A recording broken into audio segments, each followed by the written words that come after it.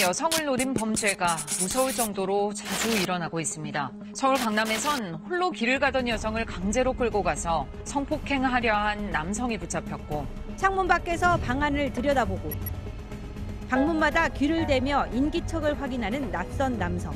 혼자 사는 여성들에겐 언젠가 나에게 벌어질지 모른다는 공포감이 잠재돼 있습니다. 혼자 사는 여성을 뒤쫓아가서 집까지 침입하는 사건이 서울 강남에서 또 벌어졌습니다.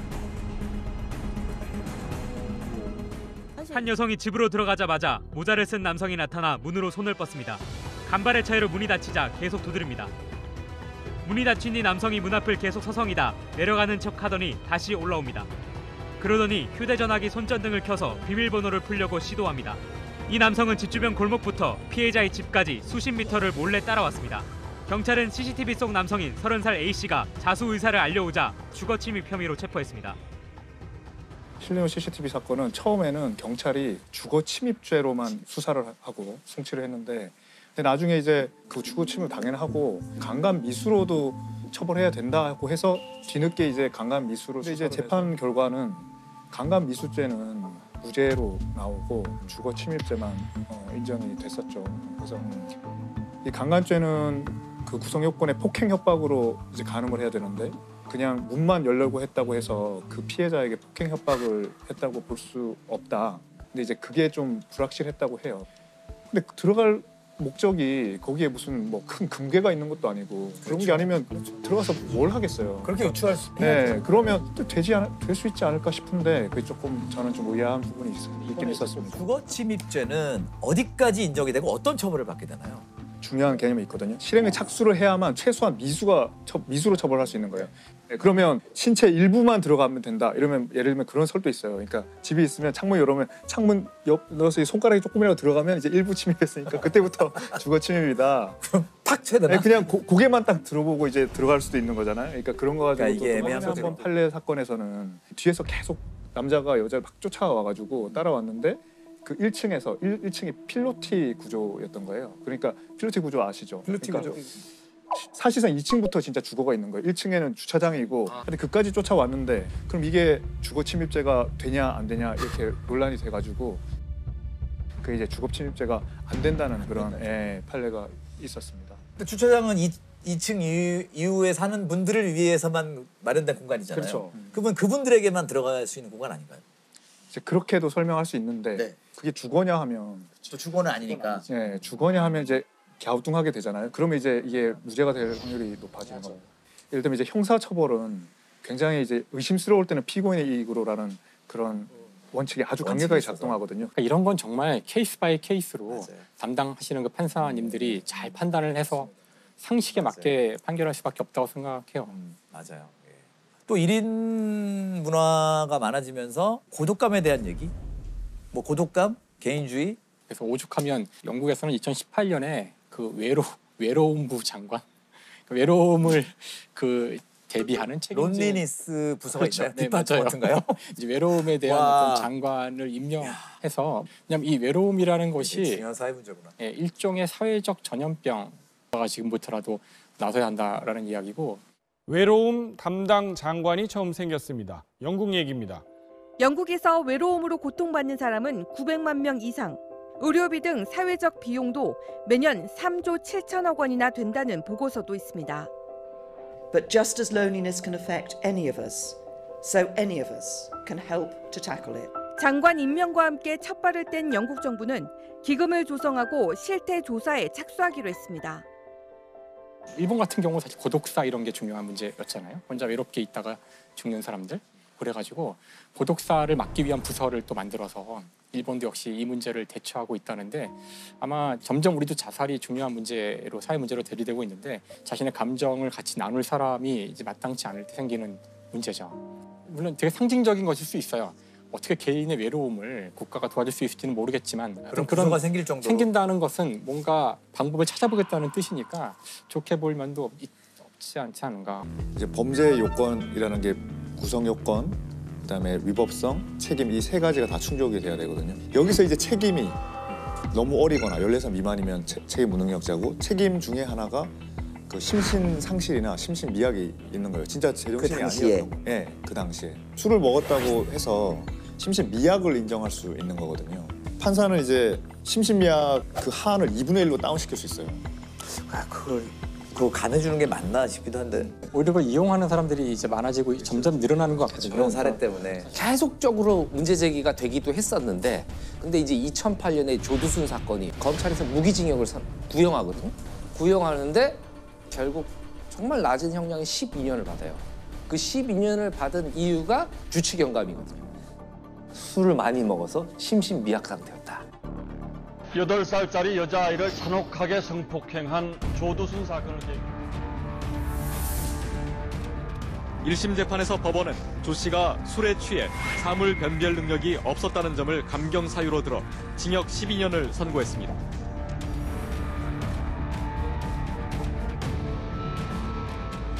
법무부 차량을 타고 서울 남부교도소를 나온 조두순이 경기도 안산 준법지원센터에 도착합니다.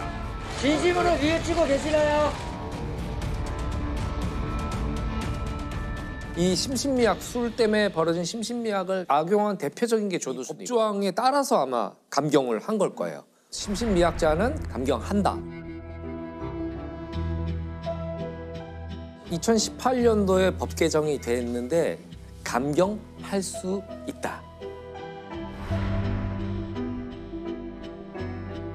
그러니까요. 네, 감경할 수도 있고 안 해도 되고. 근데 오히려 사실 강력범죄도 그렇지만 최근에 이슈가 되는 것들이 성추행 범죄 같은 거 있잖아요. 그때 이제 많은 문제가 생기는 것 같아서. 아니 그래서 법 개정이 됐더라고요. 성폭력 범죄는 감형을 할 수 없게 법 개정이 됐더라고요. 이게 조두순 사건 때문에 그 여파가 미친 거고 이 그나마 늦었지만 아주 주치감경이라는 어떤 룰이 나오게 된 배경은 뭘까요? 그 시대에는 우리가 술 먹었다 그러면 사회적으로 좀 봐주는 그런 게 있었어요. 아, 직장 가서도 어제 술을 너무 많이 먹어서 전반적으로 좀 웃으면서 그거를 했죠. 그런 게 연장돼서 된 것 같은데 지금은 이제 그러면 안 되는 거죠. 절대 그게 감경 사유가 돼서는 안 된다는 여론이 몇 년 전부터 확 일어서 지금은 이제 술 먹은 게 말씀대로 아무도 그렇게 안 해요. 근데 아무도 이렇게 안 하는데 법무부가 그다음에 이제 팔찌도 이제 하려고 하는데 들고 있거든요. 혈액을 측정하는 혈액이 아니에요. 그냥 이 땀. 여기서 체액이 나온다. 효모인가 뭐 이런 게 나와가지고 음주 여부를 알 수 있다는 거죠. 그러니까 그 강력범이 술을 먹고 있을 때 이제 우리가 알아요. 어디 있는지도 알고 의심스러우면 그거 완전 감지할 수 있어요. 네, 그러면 전화도 한번 해보고 그러니까 그런 걸 체크하기 위해서 지금 만들고 있습니다. 음주운전 사고 장면을 가끔 이렇게 좀 잔혹하지만 영상을 보게 되면 거의 제동을 못 하더라고요.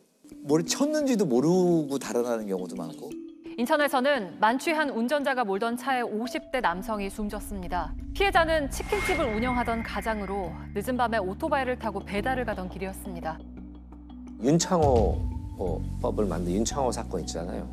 카츄샤 윤창호 씨가 휴가를 나와서 친구네 집에 가려고 도로에 서 있는데 지난 9월 부산 해운대에서 만취 운전 차량에 치여 뇌사 상태에 빠진 윤창호 씨.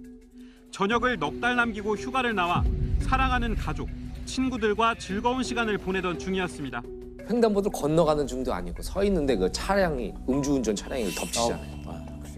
그래서 0.081인가 나온 사건이거든요. 14m를 튕겨나가요.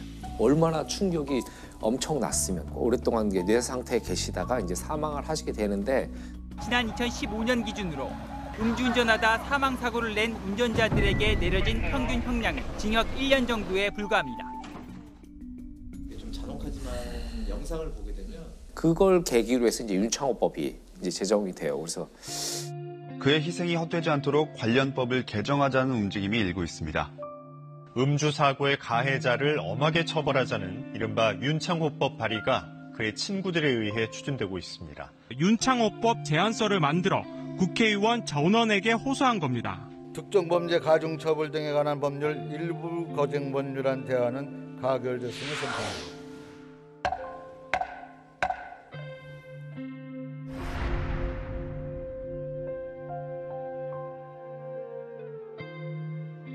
좀 다른 관점인데 이건 자동차 회사들한테 요즘 기술로 할 수 있을 것 같아요. 아, 음주하면은 바로. 아니 그러니까 딱 좌석에 앉으면 시동 안 걸리게 좀 하는 기술이 그렇게 어려울까? 속이겠죠.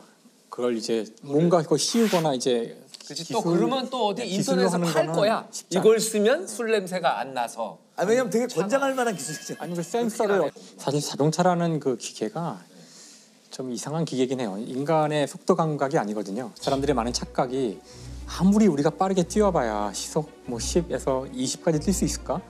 근데 자동차는 쉽게 80, 100이 나오니까 아무리 차를 많이 몰았다고 해도 그 달리는 속도감을 인간이 완벽하게 자기 몸과 일체해서 느끼기는 어려워요.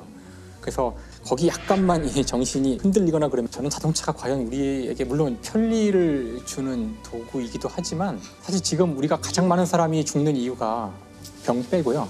거의 자동차거든요. 사실 어떤 면에서 우리가 자동차를 유지하려고 많은 희생을 치르고 있다고 볼 수도 있고. 그렇죠. 공해도 있잖아요. 그런 수많은 것들이 지금 기후 위기도 다 여기서 상당 부분 오고 있고 그러기 때문에 물론 이런 얘기하면 사람들이 차 없이 어떻게 살아 그러지만 이렇게까지 많은 사람이 차를 다 몰고 하는 것이 반드시 옳지만은 않을 수 있다는 걸 한번 생각해 보는. 자동차가 근데 들어와야 했던 그 초창기의 이유는 자동차가 청정한 운송기관이라 그래요. 네? 우리가 믿기 어려운 얘기지만 자동차가 들어오기 전에 교통수단은 말이었거든요. 말똥. 말 몇 마리만 있어도 말똥 천지가 돼요. 여러분 생각해보세요. 서울 시내에 말이 한 100만 마리 있다고 해보세요. 말똥도 문제지만 말이 이제 하루에 몇백 마리씩 죽는데 늙어 죽는 거죠. 일단 뉴욕만 해도 도시 여기저기 죽은 말들의 시체가 많고 그래서 아이들이 흔한 장난감이 말 눈 뽑아 놀고 뭐 그래서 말이야말로 도시 오염의 주범이었고 그래서 자동차가 나왔을 때 우리 자동차는 청정이다. 청정 에너지 이건 정말 청정 운송 미래. 근데 딱 100년 지나서 지금은 자동차야말로 도시의 가장 공해 주범이잖아요. 종이를 한 장 주시는데 술도 그러실 거구나. 알코올. 안에 첫 방울 보니까. 네. 그 필로폰. 화학식이 아주 술을 그려주세요. 먹기더만요. 술은 이게 에틸알코올이거든요. 에틸알코올의 원자 구조가 되게 특이해요. 탄소가 2개가 있고 탄소 2개. 탄소마다 수소들이 언제나 이렇게 붙어 있거든요. 네. 수소가 붙어 있고요. 산소고요. 산소는 O라고 쓰죠. 왜냐면 여기에 이제 비공유 전자쌍이라는 게 있거든요. 이거 이게 술이에요? 개처럼 보이지 않으세요? 이게 에틸알코올. 술 먹으면 개가 그래서 된다. 술 먹으면 개가 돼요. 멍. 멍. 쓰다듬어줘. 네. 쓰다듬어줘. 웃기잖아요. 네? 멍. 이건.